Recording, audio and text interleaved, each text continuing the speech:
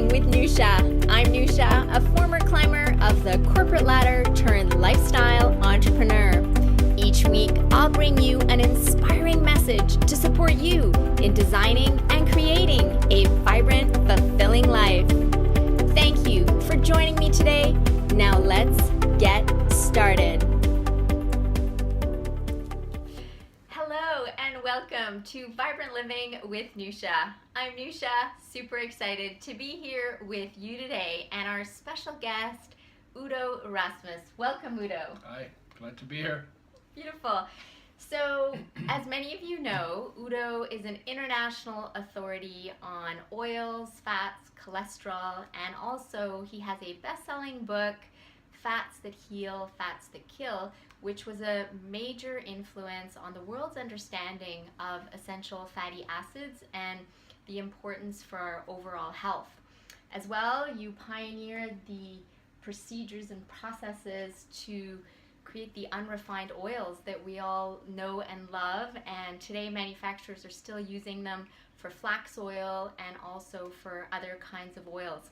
As well, Anthony Robbins also promotes your oils. He does. So this is the glory in Udo's story, and often we don't hear how this all came about. So the intention for today is to bring light to the story before this glory, and also for all of us to see that within every problem is the seed of an opportunity when we actually have the tools to be able to transform our lead into gold. So let's get started, Udo. Right. Yeah, let's start from the beginning, and would love to hear more about your childhood and the environment in which you were raised. Yeah, I should really be a mess and a total failure. Oh, wow. Because I came, I was born during the Second World War, in the middle of where all the craziness was in Poland. It was part of Germany.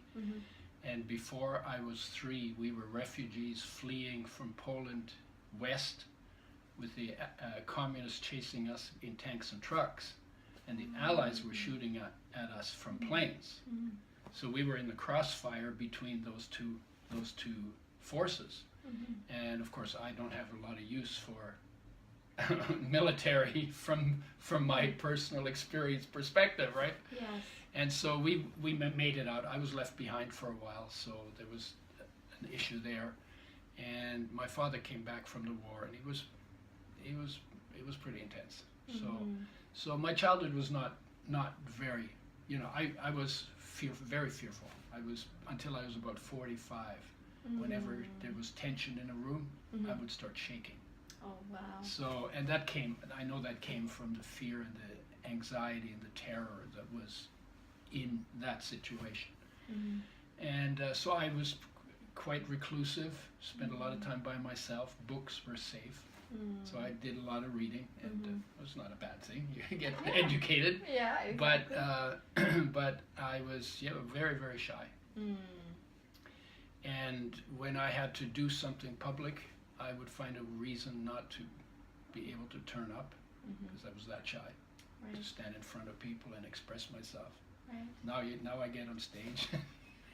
I don't have butterflies or anything. I'm so comfortable, but only if I know what I'm talking about. So, of course. and so my childhood was very tough.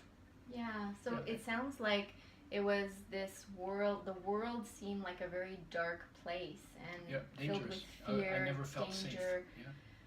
And so it was just seeing the glass as, half full syndrome. Or completely empty. And Wow. I was very good too at looking at everything and immediately figuring out what was wrong with it. I was so good at it. And I was sometimes very vocal about it too. Wow. Could complain about everything, but they were good complaints, because I could find the crack in the egg. Yeah. All the time. And your mind was conditioned. And my mind was always going there. Yeah. So what happened at age 30? Well, the turnaround was gradual, and over the course of maybe 5 years, I complained. Well, what do you expect? I was born in a war, and my mother abandoned me, and my father and I never got along, and so I had this story, right? And one day I was sitting on the porch. I was probably 27 or 28, in the sunshine on a nice sunny day in Vancouver. and not doing anything, just sitting there. And it occurred to me that the whole time that I was thinking about the war, and the war had ended, by that time the war was over for 24 years. Yes. But not inside of me, it wasn't. So, Right. so I was recreating it every time I talked about it. Yes. So I was sitting there and I thought, gee, all the time that I went through all of that stuff, all of that darkness, and all of those problems, and all of those challenges, life took perfect care of me, because here I am. And while I was focused on the drama and the trauma and the circumstances, this thing was completely taking care of me, perfectly, perfectly, perfectly. Pulled in each breath, did each heartbeat, everything worked, right? And I paid attention to all the outside trauma and no attention to the inside perfection, whatever you call that, right? Yes. And it occurred to me that maybe I ought to, this thing that has loved me unconditionally through all of this stuff, maybe I should give that a little bit of attention. Wow. So this was at age 27. You had this moment in time where this came to you. Yeah, and it was an insight that's kind of opened me up to the possibility. And it was an internal thing, because it was on the outside I didn't feel taken care of, but on the inside clearly I was. So this was the seed that was planted, so that by the time, as we were talking, by the time you turned 30, you were open. And there were other small ones. Yeah, I'll things give that you happened. one more. Sure, yeah. I moved to the mountains because I didn't like the city. I mean, Vancouver, beautiful city, and I said, there's no life there. Forgetting that I was life and all the other people were life, and there's tons of greenery around here, and there's fish in the water and birds flying around. But I was just like, but it was just like my attitude. So I moved to the mountains in Colorado into a cabin up at 91,000 feet elevation. And the place was idyllic. I should have been in heaven. Within a week, I realized that what I hated in the city was up there with me. And it was, it's my attitude. Amazing. And then then I started looking, oh my God, that's my attitude that is the problem here. Was the problem in Vancouver too. But it's my attitude, and I'm bringing it with me. And then I started looking at it, and I said, how did I develop this attitude? And how can I dismantle it and develop a better one? And I didn't have a clue.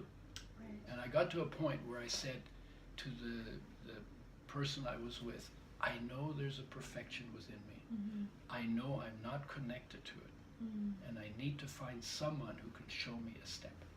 It was so clear. And then that led to meeting someone who could. Wow. So you had that intention within you. You knew that it wasn't the external world, because you were in this very calm, pristine place, and yet you still felt and I was in hell. and interesting. So that started the process of, I cannot do this by myself. I need something. And because I'm smart and I figure out lots of things. So I don't have any problem with it. I'm not bragging when I say that. I've just always been very good at it. And I didn't have a clue where to start with this. And all the reading I had done, I still didn't have a clue. And I'd read psychology. I had a degree in psychology. Had a degree in biology. And I had done genetics and biochemistry, and sciences, and all of that. And I was like, I have no idea how to take down this attitude, because it's clearly my attitude that is my problem here.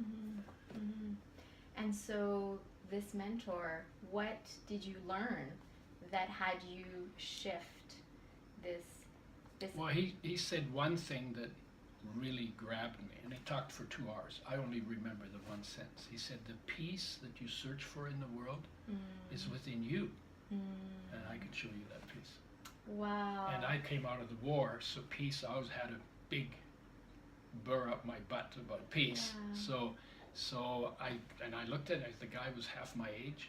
He was a kid, right? And I thought, I doubt it. I've been around, I've been around, I know stuff, I don't think he can show me. But then I thought, what? Peace is important. I don't have it. Yes. I want it. And I'm going to check him out just in case he can. I wouldn't want to miss it. And if he can't, I'll keep looking. Right? Because peace was always big. And so what was the practice that he shared with you? And then he just well, first he set the context for it. Because if you don't understand the context, then the practice doesn't make sense. But basically, it's a way of bringing your awareness, which is always going out into the world through your senses. Because you need to do that because you need to survive in the world and you've got to do stuff. Yes. But we've become so good at doing that, and we've forgotten that there's even something inside to go to. So how do you bring your awareness back to its origin? Because your awareness originated in the core of your own being. Yes. Right? How do you bring it back? So he basically just shows ways of making it a little easier to do that. But you still have to do the work. Like he doesn't do the work for you. It's your journey to get to your fullness, to your magnificence, to your wholeness, to your juiciness, to your sexiness, right? Yes. That's a personal journey. Yes. And it's in every human being. If you're alive, it is a doable journey. But you have to come up with the reason why you want to do that journey. Yes. Right? Because if you don't have a reason for doing it, yes, then you're going to say, okay, well, that was interesting. What's next? Right? Yeah. And so it takes practice to get good at bringing your awareness back inside. Like we go out every day, do it all the time. Yeah. So we're really good at it. Yeah. And we hardly ever bring inside. awareness inside, so we're not very good at it. Yeah. So it's like learning to walk again. Yes. Right? So you start and you work and you work and you work, and the more you do it, after a while it becomes you can go in and you can go out with equal ease. Like a living meditation of being aware and then you can start being aware and in meditation while you're living your life, because then you're really connected to the heart of living in the world. Wow. Wow. So simple. It's cool, huh? Yet It's very profound. simple, but not easy. It's not simple. Easy. Yes. Not easy only because we haven't practiced. It takes practice. You get good at what you practice. Exactly. And we're not taught in school to sit down and connect with ourselves. And sit down, shut up, get quiet, see how still you can be, for how long you can be still. Yes. And discover what's already there. Because we're not creating anything here. We're just discovering what's already in every human being. Beautiful. We come loaded with it. So beautiful. Right? You were sharing that it was about age 30 to 38 where you had this practice where you got to connect with yourself and really connect to the light. Yeah. And discovered that you are the light and that all the treasures are actually inside you. And I won't forget in our conversation you said, Nousha, world peace is possible if we choose it. Yeah. And that speaks to it's within us all, and that we get to create that by the practice, by going inside. Well, what's really remarkable about it is that peace is already everywhere, because peace is the foundation of the whole universe. Right. The awareness that is the foundation out of which the whole universe comes. Yes. Is peace. Yes. And that is also in you. Yes. And that's also between us, and it's also around us, and it's everywhere. Yeah. But our access to it is from the core of our own being. Wow. Which we're not and taught. So when sometimes people say to me, what do you mean? Well, there's problems everywhere. You know, people are fighting, people are getting killed. What do you mean there's peace everywhere? Well, yeah, there is peace even on the battlefield. But the people on the battlefield are not paying attention to peace, because if they were, there wouldn't be a battle. They'd actually be content, feel connected, not think everybody else was the enemy. And what they've instead done, they play a game that says, I'm going to kill you, I'm going to kill you, and they're focused on that game. Well, peace exists everywhere in reality, but this is a fantasy. And we live so much in fantasy that we miss the peace that is everywhere. So if someone says, I don't see peace everywhere, it's because peace in you is not looking. Right. Peace in you is not doing the looking, because only peace can see peace. Beautiful. And, to be fair, it's because we're not practiced, as you were mentioning, that we are not practiced as a society to actually do that. Well, we think our religion should give us peace, and we think our government should give us peace from the outside. Yeah. When actually the only peace that's really real Yes. is the peace that is the foundation of our being. Yes. Deep inside of us. Wow. And so, what happened at age 38? So, you've had up to age 30. There was the darkness of the world, the empty cup. It wasn't even half empty. It was empty. And then from about 30 to 38, it was just really going inside and discovering, wow, the treasures are really inside, the peace.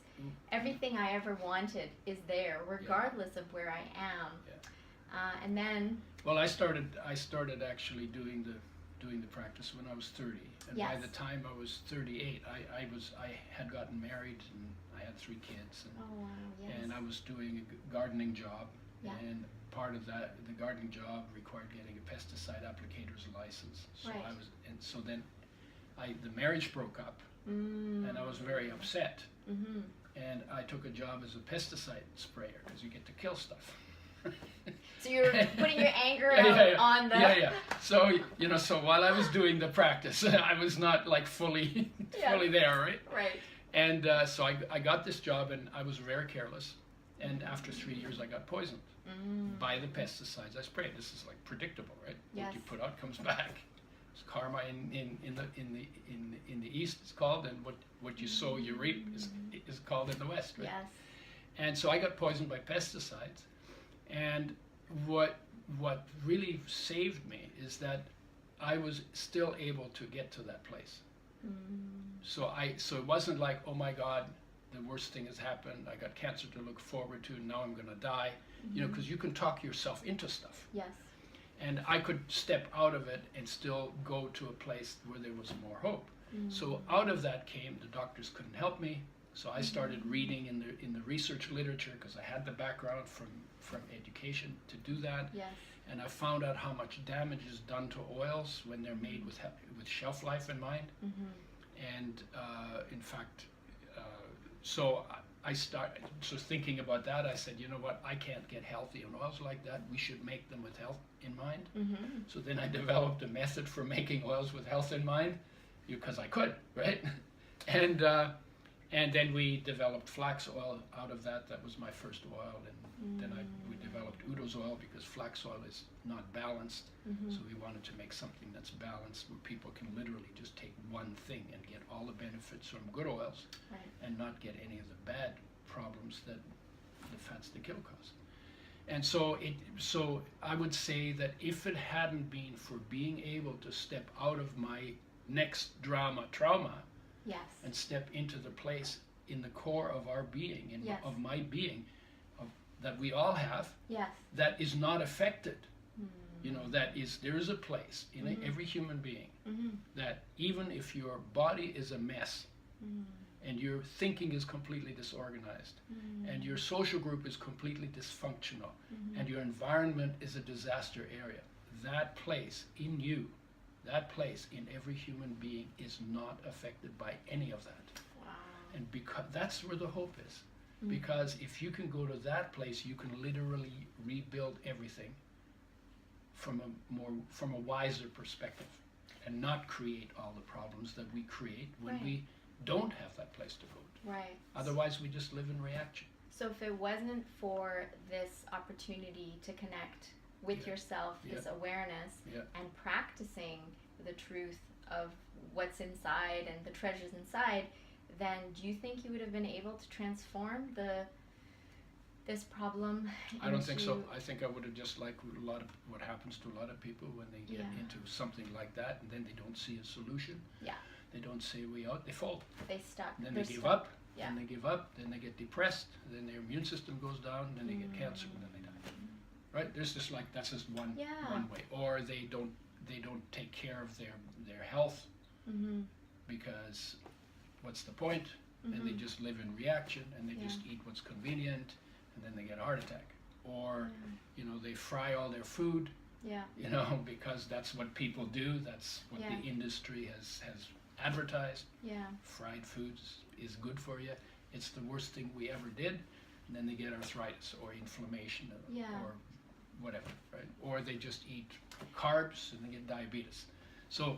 So if you don't have a place to go that is clean and fresh and whole, where you can start every day from scratch to do something proactive, to build the kind of world that is worth living in, then you're always going to be living in reaction to what's coming at you. Yes. And if your power is not within you, then the world will bowl you over. Wow. You have to find your own power, Right. right? Yes. Because that's what meets the world. Yes. And when the light meets the world retracts. Right? The light is the power. Yes. Right? We get to create And, it. but not together. only is the light the power, it's also the love. And it's also the peace. And it's also the hope and the possibility. Yes. That all comes out of the core of our being. Beautiful. And when you look at people who've accomplished great things, Yes. They're always connected. comes from something. They may That's not be right. able to articulate it like I can, Yes. but they came out with very similar things. Einstein said things very similar. Yes. Gandhi said things Yes. very similar to what I'm talking about. Yes. Very true. There's a pattern. Yeah. And And so when you it's go an to that, inside-out approach. exactly, it's Yeah. inside out. Yeah. That's where innovation comes from. Yes. You know, and Yes. you can't innovate in reaction, right? Elon Musk doesn't get his ideas from outside, Right. right? It's going inside. But something inside synthesizes whatever it is. He says, gonna do this. And so what would you suggest for the listeners of Vibrant Living with Nousha as a simple practice people can start with to start connecting with that? I would say put it aside time every day in your life, 5 minutes, 10 minutes, 15 minutes, an hour, whatever it is, but put time aside where you shut off all your gadgets, Yes. and you sit down and you shut up and you breathe and you get present and you feel what it feels like to be alive, because we don't even know. We don't even know. Yes. We don't even know how good it feels to be alive, because Beautiful. we're so busy racing around. Yeah. And you just, we're all busy. I get it. Yeah. I'm busy too. Yeah. I make the time. Yes. I'm committed to making time, Yes. to spend time alone Yes. in the presence of my own presence. Beautiful. And it doesn't cost anything. Costs nothing. And guess what? It's sexier than anything. You don't have to buy it, and you already got It's it. free, It's yeah. built in. It's built in, yes. And it's beautiful. So simple, yes. Yeah. Wow, beautiful. So you've been such a huge contribution to elevating health on the planet. What is your vision and mission moving forward? Actually, the oil, what I've done with oils and with health, Yeah. what I'm doing right now, that came out of the pesticide poisoning. Yes. But when I was 6 years old, Yeah. I remember I was in Germany, people were arguing about things that I thought were really trivial. Trivial to a 6-year-old, it's got to be pretty trivial, right? And I said, there has to be a way that human beings can live together in harmony, Wow. and I'm going to find out how. And that's basically drove all my education, science, then bioscience, then psychology, and then self-knowledge. Yes. Because ultimately it comes down to us understanding who we are. And out of that, basically, how do you put this out? Because if you make it spiritual or religious, it's like, because there's so much stuff that's like, there's so much baggage in all of those. Yeah. What I'm doing it under health. And it's called, I just finished a book called The Book on Total Sexy Health. And the idea is that everybody wants to be sexy. Yes. And they don't mean they want to have sex all the time, but Right. sexy means present, present, lit up, full on, Vibrant. Yeah, fulfilled. vibrant, all of that, right? Yes. And it's attractive, right? Yes, yeah. And the point is we all have it, even if we have a wart on our nose, Yes. We are absolutely magnificent creatures.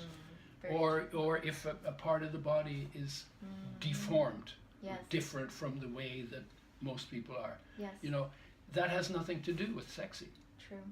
right? So sexy is about energy, it's about life, it's about Self-awareness. And it's about awareness. Yeah, awareness of our own Yeah. self and owning it and living it. So total sexy health. Everybody wants to be sexy. Hardly anybody understands that health is the foundation of sexy. We are sexy by nature, and health is the natural state. If you're fully present in all of your being, you're going to be very sexy.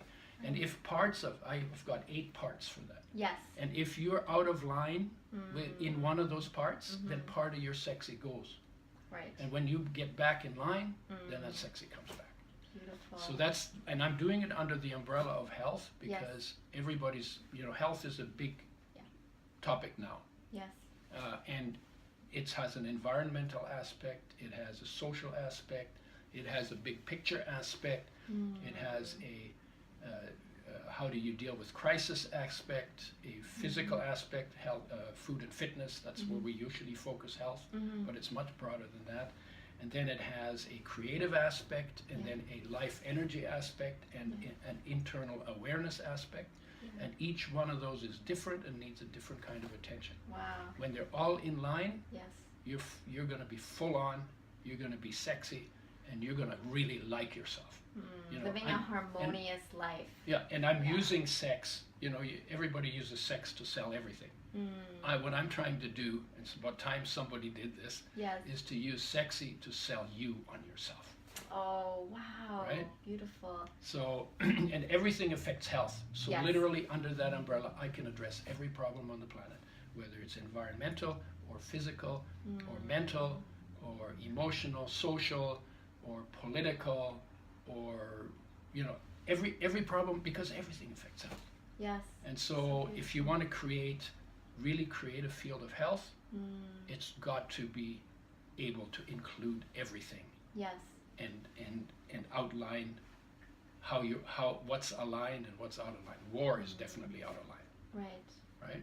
Yeah, a holistic approach to health. And for those of you listening that are curious about this book, it's in the resources section of NoushaBehbahanian.com. And Udo's, both of your books will be there. And Udo, I want to just say thank you for really being such a great contribution in the world of nutrition, health, and really I see you embodying Gandhi's quote, be the change you wish to see in the world, and really inspiring others and helping us see today that really within every problem is a seed of an opportunity, assuming we use the tools that we were given by existence to transform our lead into gold. So thank you for your time and the inspiration that you are. Thank you. Yeah. Friends, it's been such a pleasure to be here with you today and Udo, and until next time, be vibrant, be bright. It's your birthright. Now, let's go out there and shine our light. Yep.